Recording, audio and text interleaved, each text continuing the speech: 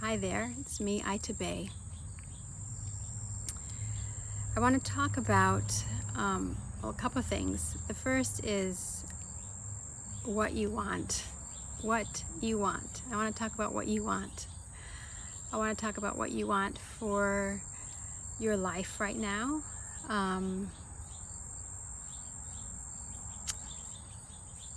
Your experience, how you want to experience being in the world. The things you want to create, the relationships you want, the vitality in your body, the money you want, your housing, right? All of these things are so important to us and define our experience. Even as if you're like me, some part of you is like, oh, I can be happy inside no matter what my external circumstances are. And of course that's true at some level, but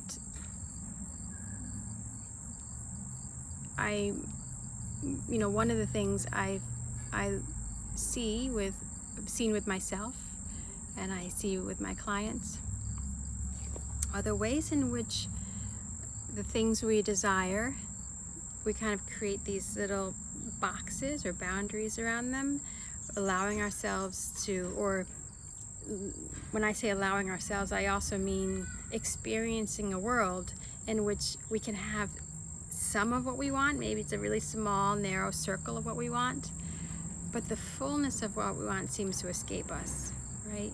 So if that's you, if you feel like, oh, I really have a really small circle and my life right now is really limited by what's inside of that circle, but what you long for is completely outside of that little narrow space. There's really a way in which you want to be in the world. You want to be giving your gifts to the world, to being received, to being in connection, to expressing your authentic heart. That's what you want. You want to really express yourself authentically, to even know what that is. What does it mean even for you? Do you feel like you're in contact with that knowing of who you are authentically? So this is an invitation for you if you're exploring those questions. And I want to talk about something which the language around this came from for me from a teacher, really helpful, my Emily Waymeyer, wonderful Emily Waymeyer is a teacher. And she has a whole maps that she works with, beautiful maps of consciousness. But I'm going to speak really simply about the trauma field and the generative field. I think of this, there's a map that in my mind, I see it kind of like a medicine wheel. It's a circle with 4 quadrants and the horizontal line.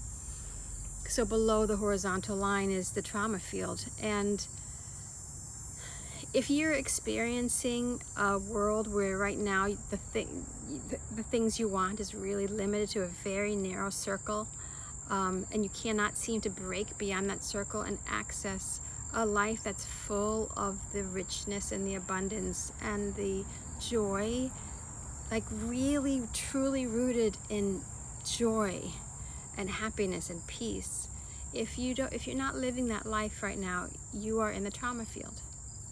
And the trauma field is coming, we are born into a trauma field. Most people are born into a trauma field. And that can look like big T trauma. And it can also look like little t trauma, by which I mean you might not even consider your experience as particularly traumatic. And yet you have all of these ways in which you feel constricted, not really fully accessing the flow of life the way you would like to. The experience of life in the trauma field is very, is actually, I have experienced it as kind of like these overlays of patterns of trauma, patterns. So you find yourself kind of operating inside of these patterns, and you're not even fully aware of the patterns themselves. They are kind of your normal operating system. The problem with working based on patterns that come from trauma is that they will not release you into this abundant world that and life that you're calling in, that you desire for yourself. Okay, so when you're constantly working out of patterns, you're just going to get basically the same life over and over again. You're going to get I heard someone use the phrase, we manifest at the level of our tolerance, right? So you're getting a life that you can tolerate, but you cannot seem to break beyond that. So that's life in the trauma field. The thing about the trauma field is that we can get really, really good at refining the strategies to the point where we can actually, some people can live actually really kind of good, quote unquote, good lives in the trauma field. But one of the cues that you're in a good life that's still stuck in the trauma field is if your life feels stagnant and you have lots of patterns of comfort seeking, and it can look like sort of a kinds of addictions, like meaning you just have, in order for you to get the enjoyment of life, you kind of repeat certain things, you eat certain foods, or you drink certain things, or you seek stimulation in certain ways. And there are lots of acceptable ways to do that. So from the outside, nobody would judge you, right, for doing those things. And yet, when your life has gotten to the point where you're comfort seeking as a way of finding enjoyment, then that's another sign for you that you really are not yet out of the trauma field. You're still living inside of those patterns. So there's a whole nother world, and most people I work with have touched into this world, and it's the world of the generative field. The generative field is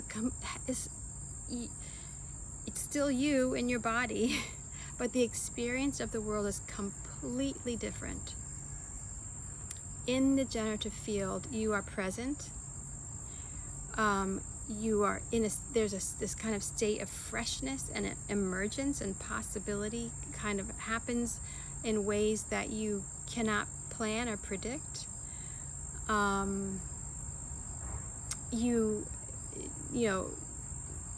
My personal experience is that I have developed a capacity to sort of sense. It's almost as if I'm experiencing multiple time spaces. Standing in the generative field, it's as if I can experience both a future emergent space and my present space simultaneously. So there's this kind of different quality of time. In the generative field, meaning when you're rooted in the generative field, not just tasting it, we get tastes of the generative field all the time.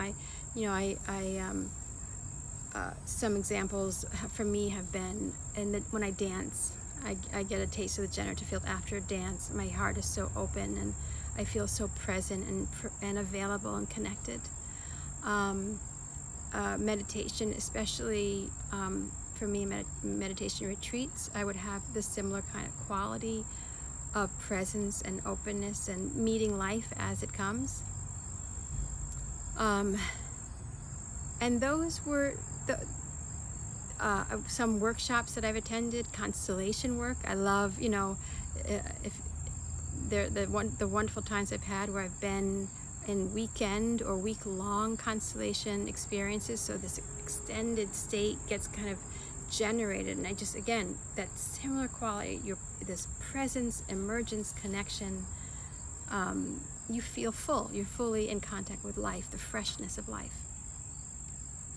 Those states, for me, until fairly recently, were temporary.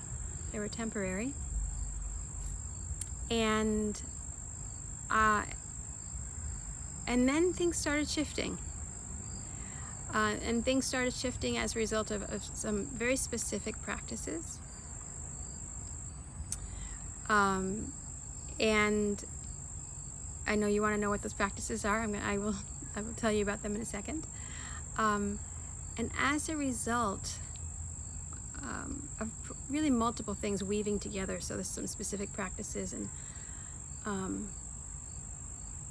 it's almost as if once there's a kind of like some core pieces that came into place, and then all of a sudden I'm in this new field, this generative field, or you could say the regenerative field. And what happens for me now that I'm really fully rooted, like I've left the trauma field. Have I permanently left the trauma field? Will I ever revisit the trauma field? I'll be honest with you, and I'll say I really am out of the trauma field. I do not reside in the trauma field in the way that I used to. I am residing inside of the generative field. It still feels like a newish experience to me. I'm still discovering what it's like. But even when I get triggered right now, what happens is I can process through it very, very quickly. And so my triggers show up to be cleared. I do not hold on to them. I do not investigate them. I do not think, oh my God, this is me. What's wrong with me? I don't shame myself. I don't judge myself. When the moment something arises from in me to look at, I just look at it. I investigate it. I bring self-compassion. I listen to it. I talk to it. I journal about it. I draw pictures about it. And then I pray about it. And then I rest. I rest in the hands of the beloved. I rest in the arms of the beloved. Meaning for me, I call upon the Divine Mother or just love, divine love, and I can rest in that. Someplace along the line, some of those all of those practices, or just being held by love, it will move. Things move for me, and that happens. That's my experience right now. I don't live in the trauma field anymore. Now it's taken me, over 50 years of being on this planet to get to this point. And my belief is that each time a person finds their way into the generative field, like really roots there, it becomes easier and easier for more people to find their way into the generative field. And then especially if you're a person like me who loves to teach, who loves to share, who loves to hold space for people, who really feels most satisfied with her life. I really feel most satisfied with my life when I'm of service.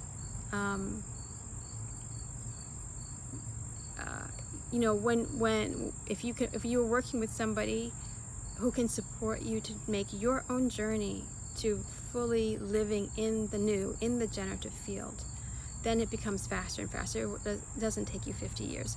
Although, if you're listening to this, I know that you've already been on your journey, right, for some time. You're already on your path. So you're finding this, and it's an opportunity for you to think about, oh, maybe this is something that will be of value to you, right? Maybe you're thinking maybe it'll be of value to actually work with somebody whose life, passion, and work is helping people land and fully root in the generative field. So if that's you, if you're looking for someone, I have been redesigning my coaching program. I've been doing 12-week one-on-one coaching program, and I'm aware at some level of a couple of things. Actually, I'm going to share this honestly because I think it's important to know, and I think it's meaningful because most people who want to work with me will want the same things for themselves. So first off, the one-on-one coaching program is incredibly valuable, and I've been overgiving in terms of my individual time and energy, and I don't think it's as effective for my clients as it could be. And that's because it's as a one-on-one group, you're not having the opportunity, my clients are not having the opportunity for the synergy that's available when you're working in a group. And so I'm redesigning my coaching program which I'm now calling, which has been called A Life of Joy and Purpose with Aitabé. And I'm redesigning it, and it has a new name. The name is Authentic Heart Expansive. The Authentic Heart Expansive.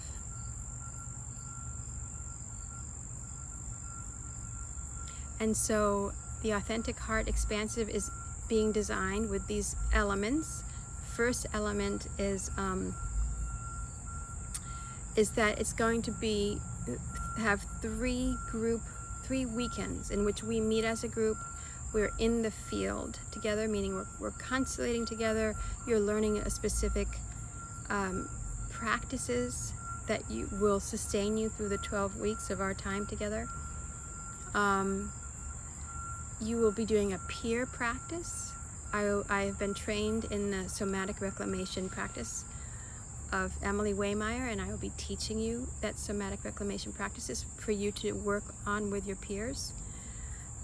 Incidentally, when I describe what has been the practice that has really kind of shifted me over that line from the trauma field to the generative field, and I will tell you, I believe it was a somatic reclamation practice, because learning to become subtle, become supple in my emotional body instead of stuck, that really is the key to kind of releasing my body into the generative field, releasing my soul and my spirit into the generative field.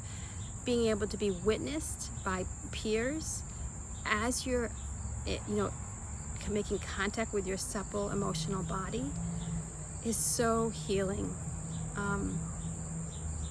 So that is a foundational practice in my coaching program.